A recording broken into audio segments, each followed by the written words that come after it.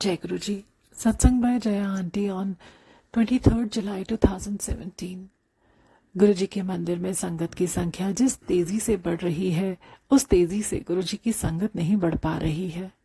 इस बार भी जिस तरह की लाखों की भीड़ उमड़ी गुरु जी के जन्मदिन पर, गुरु जी ने बताया कि उनकी संगत तो कुछ हजारों तक ही सीमित थी। क्या वजह है? इतनी बड़ी संख्या सिर्फ वहां जाकर आने के लिए थी। एक सबसे बड़ी वजह है हमारा गुरु जी को समझ नहीं पाना। या तो हम उन्हें एक चमत्कारी बाबा की तरह देखते हैं या फिर एक भगवान जो शक्तिशाली हैं और सब कुछ दे सकते हैं। गुरु जी दोनों हैं, पर भगवान को हमने आज तक सिर्फ मांगों की पूर्ति के लिए ही तो जाना है।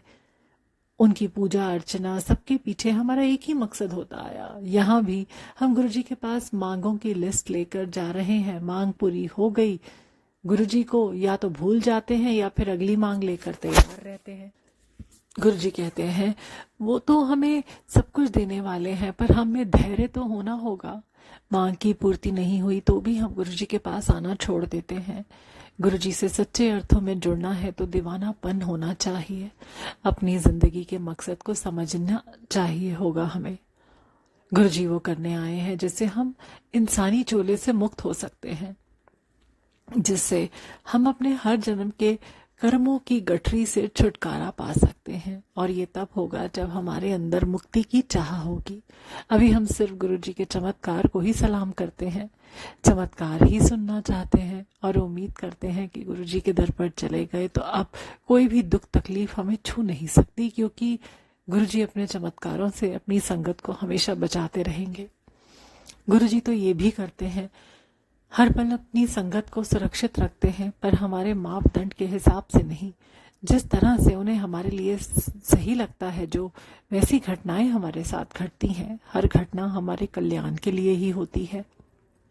पर हमें धैर्य कहाँ है कि हम परिणाम तक का इंतजार करें। तुरंत जो घटित हुआ, यदि वो हमारे अनुकूल नहीं है तो हम परेशान हो जाते हैं और गुरु जी से विमुख होने लगते हैं। ये जो संगत रूपी भीड़ दिखती है, अधिकांश सिर्फ मांग के लिए ही वहां है। पूरी हुई तो भी, नहीं पूरी हुई तब भी, दोनों ही केस में वो गुरु जी के पास जुड़ने के लिए नहीं आते। उन्हें गुरु जी भी अन्य भगवानों की तरह ही लगते हैं, जहाँ फंक्शन के दिन एक दिन आकर अपनी मनोकामना पूरी कराई जा सकती है। सच है, गुरुजी फंक्शन के दिन अपनी ब्लेसिंग्स का पिटारा खोले रखते हैं, पर क्या हम ब्लेसिंग्स ले पाते हैं? कोई भी खाली हाथ नहीं आता गुरुजी के दर से, यानी ब्लेसिंग्स तो हम लेकर ही आते हैं। पर गुरुजी यदि खजाना देने वाले होते हैं तो हम चवन्नियों से ही झोली भर ले आते हैं।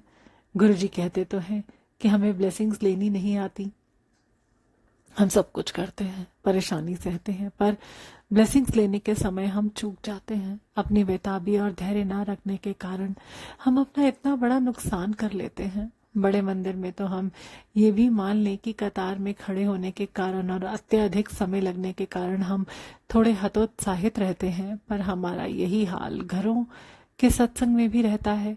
हम दूर दूर से आते हैं सत्संग में हाजिरी देने के लिए और सत्संग में बैठकर इधर उधर ध्यान देते हैं, इधर उधर की बातें सोचते हैं।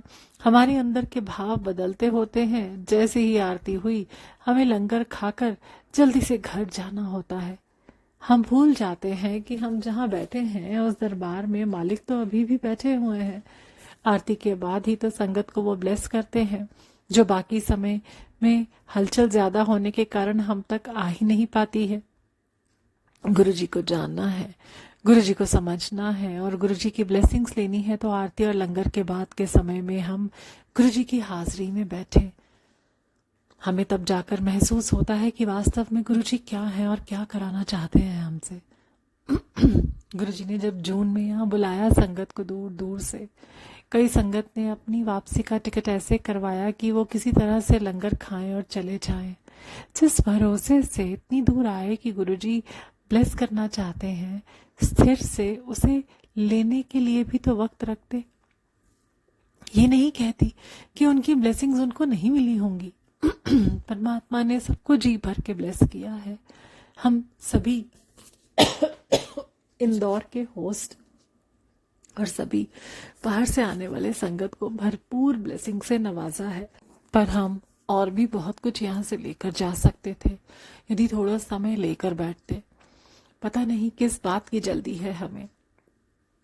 गुरुजी ने छोटे बच्चे और बुजुर्गों को सत्संग में लाने से मना किया है। हम सत्संग में आए हैं, इसका मतलब कहीं ना कहीं कोई इंतजाम करके आए हैं, तो फिर परेशानी क्यों है? हम सत्संग में शब्द कीर्तन के बाद प्यार से स्थिर होकर बैठकर लंगर करें, सत्संग सुने और फिर ब्लेसिंग्स लेकर जाएं।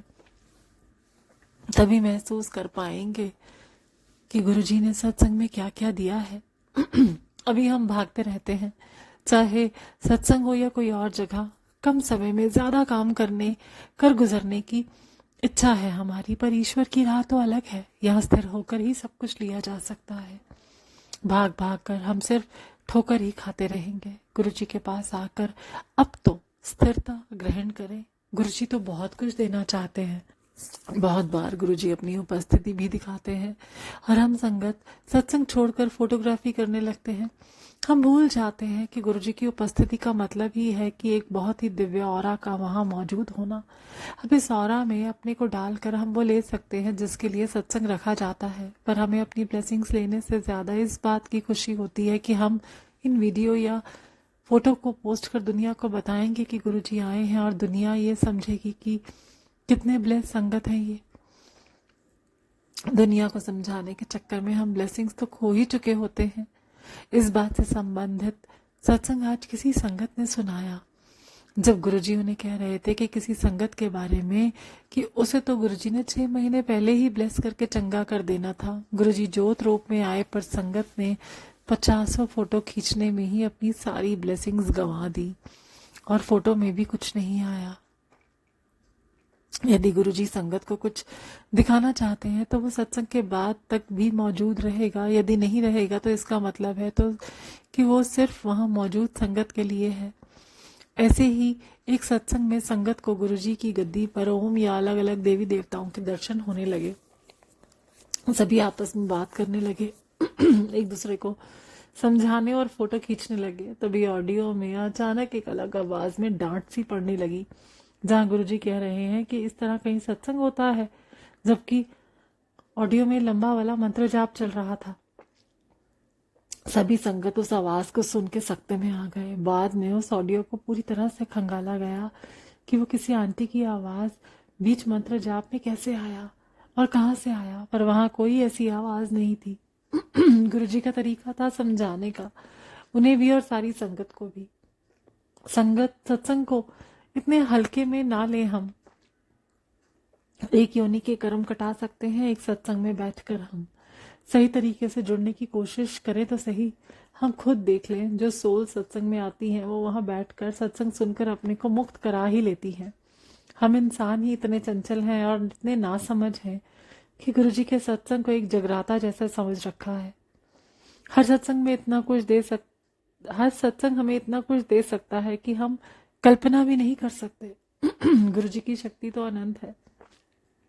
हमें अपनी हर ब्लेसिंग्स, हर उस पल में जो सत्संग के लिए या सत्संग में बिताते हैं, उसको समेटना आना होगा। गुरुजी बहुत कुछ रखे हुए हैं हमारे लिए, बस हम शांत हो जाएं, सब कुछ खुद ब खुद हमारे तक आने लगेगा।